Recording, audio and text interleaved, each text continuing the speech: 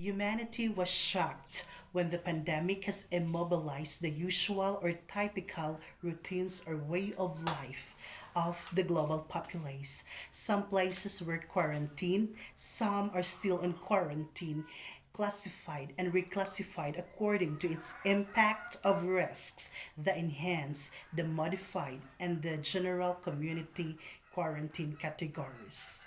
Human thoughts, like virus, if cannot be contained, is as disastrous like the pandemic that the world has been facing with. That is why, along with our goal for a more gratified human subsistence, is also the need to cultivate, calibrate, and recalibrate our human thinking. Our desire for sustainability and materialism should be coupled with critical thinking.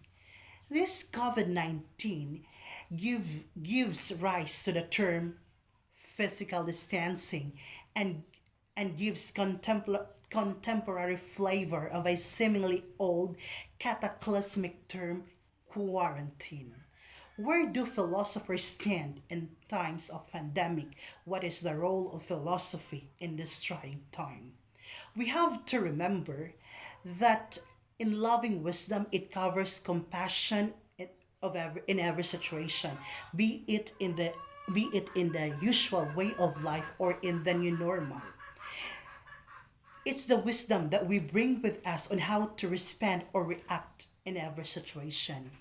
As emphasized by Martin Heidegger, compassion is one of the projections of Dasein, which does not only cover understanding of ourselves but also understanding with the others and with the world we are thrown into, a world with COVID 19. This wisdom includes fitting in with the situation we are currently into and be flexible with the adjustment or changes brought by the pandemic.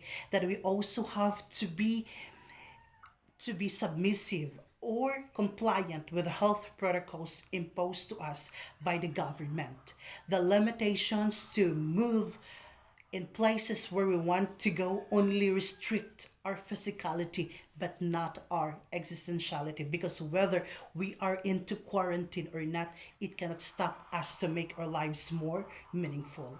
Our existential worth cannot be reduced by the imposed protocols such as quarantine and physical distancing.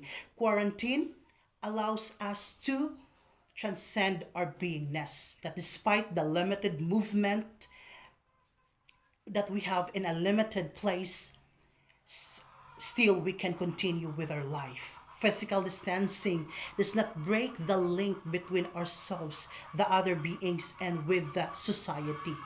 So it gives us more opportunity to to create rapport and recollection with the other beings that we almost forgot because we were very busy with our day-to-day living prior to COVID-19. This becomes possible because of the innovative technologies that mediated physical distance. Distance is no longer the issue because we defy distance. We create more meaningful connection other than our internet connection.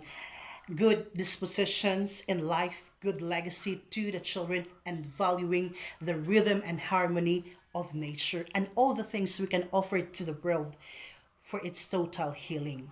As advocates of liberating wisdom, we shouldn't quarantine ourselves in the Eiffel Tower or in our comfort zone or build walls to the other beings.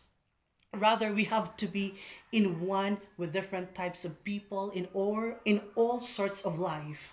Our goal is to enlighten and emancipate people from perpetual entanglement, from all types of alienations, be it in labor, society, or in ourselves as a human being.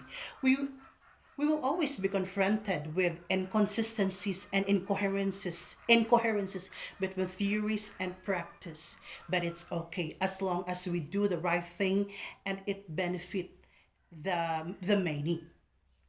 Pandemic is not a punishment to humanity. Rather, it signifies a test of character, strength, and ability to survive along with the threat of pandemic. The Survival of the Fittest by Charles Darwin has place in this trying time, that we have to adjust and be the strong version of ourselves in order to overcome the challenges that we have been facing. So being the fittest does not only mean physical power, also but it also means a purposive existence. Let me read this. I am very thankful to this invitation given by Ma'am Godiva to allow me to speak virtually in front of you guys. I am always forever grateful to Philosophy Department of MSU Marawi for serving as an instrument to for me to bring the best version of myself, and still learning and relearning the process of becoming a truly human person, because it's in the process that we become ready and refined for the challenges of the world. So thank you, Philosophy Department of Mindanao State University. Long live Viva Filosofia.